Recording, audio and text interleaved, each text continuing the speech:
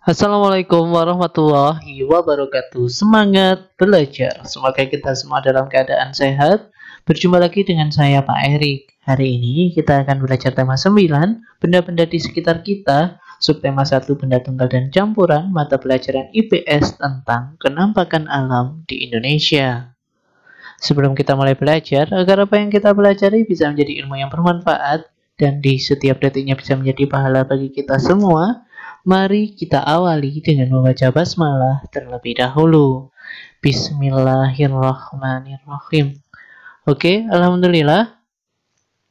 Tujuan pembelajaran pada pertemuan kita kali ini yaitu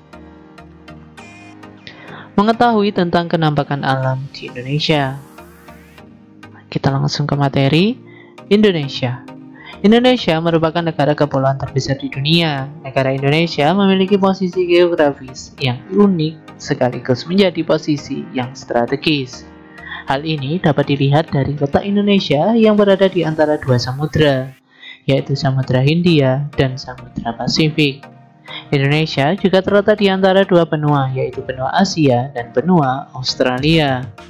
Letak geografis ini sangat mempengaruhi keberadaan wilayah Indonesia, baik dilihat dari keadaan fisik dan sosial atau ekonomi dan politik. Selanjutnya, letak kota atau tempat pada peta dinyatakan dengan garis bujur dan garis lintang.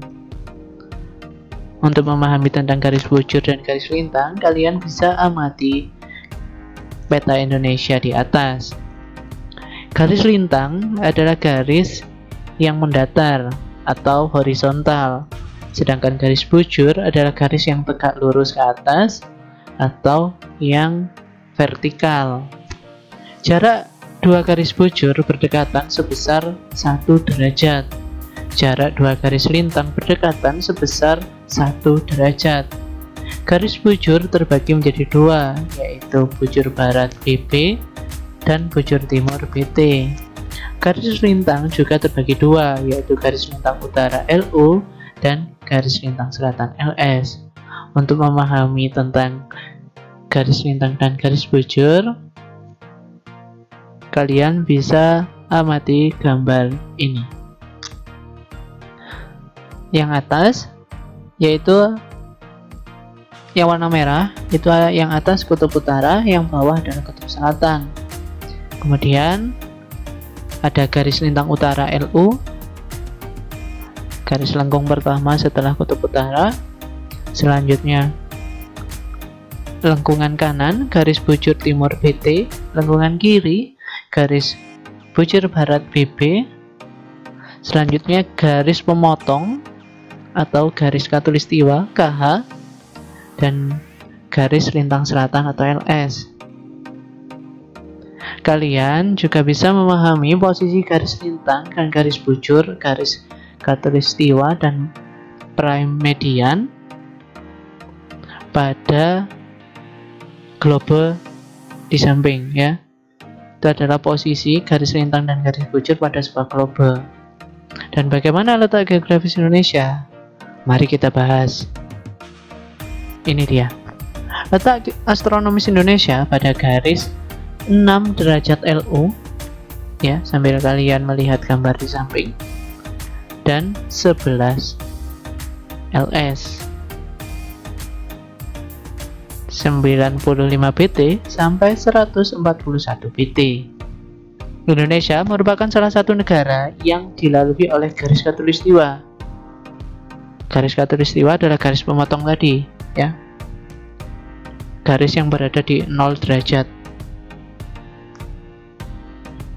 Garis khatulistiwa atau ekuator adalah garis khayal yang membagi bumi menjadi dua belahan atau garis pemotong tadi, yaitu bumi bagian utara dan bagian selatan, ya, atas dan bawah. Garis khatulistiwa bertepatan dengan garis lintang 0 derajat. Wilayah yang dilalui atau berdekatan dengan garis khatulistiwa seperti Indonesia memiliki atau beriklim tropis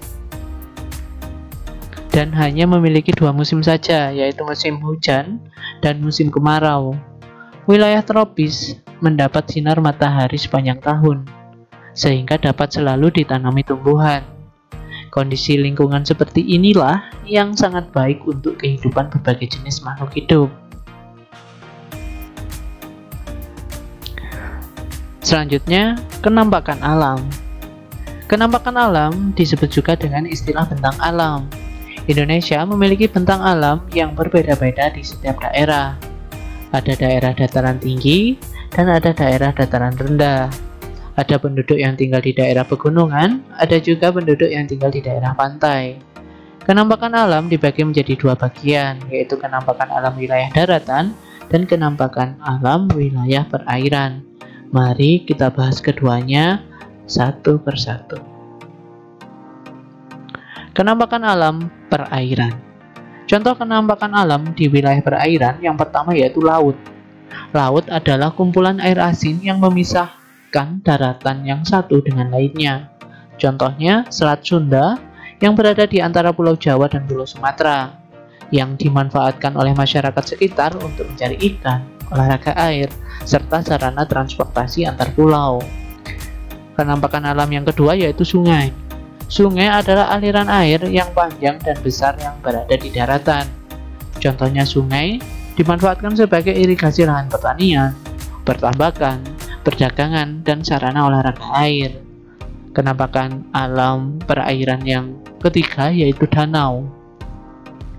Danau adalah cekungan luas yang digenangi air. Contohnya danau dimanfaatkan sebagai sarana olahraga dan budidaya ikan air tawar.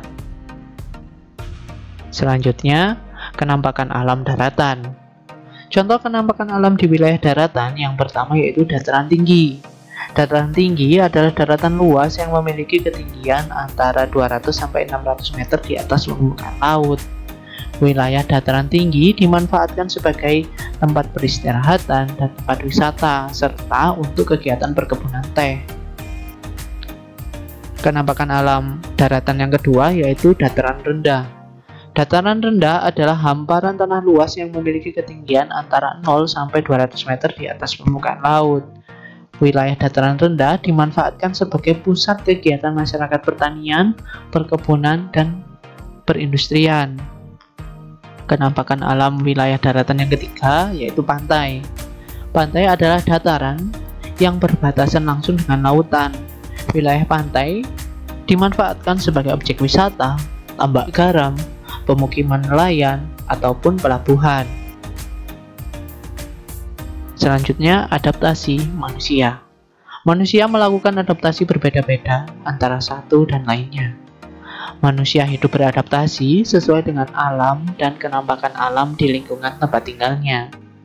Adaptasi yang dilakukan meliputi jenis mata pencaharian, makanan, bentuk tempat tinggal, pakaian yang dikenakan, peralatan rumah tangga, dan teknologi.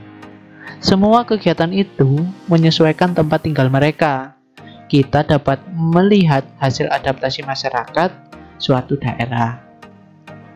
Makanan dan barang-barang atau benda-benda khas dari daerah pegunungan berbeda dengan daerah pantai dan dataran rendah.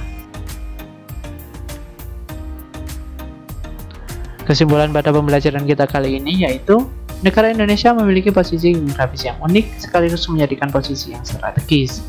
Kenampakan alam di wilayah disebut juga dengan istilah bentang alam. Kenampakan alam dibagi menjadi dua, yaitu kenampakan alam wilayah daratan dan perairan. Manusia hidup beradaptasi sesuai dengan alam dan kenampakan alam di lingkungan tempat tinggalnya. Manusia menyesuaikan dengan tempat tinggalnya. Adaptasi yang dilakukan meliputi jenis mata pencaharian, makanan, bentuk tempat tinggal, pakaian, peralatan rumah tangga, dan teknologi. Terima kasih, semoga bermanfaat. Sampai jumpa di pembelajaran selanjutnya. Tetap sehat dan tetap semangat. Saya akhiri. Wassalamualaikum warahmatullahi wabarakatuh.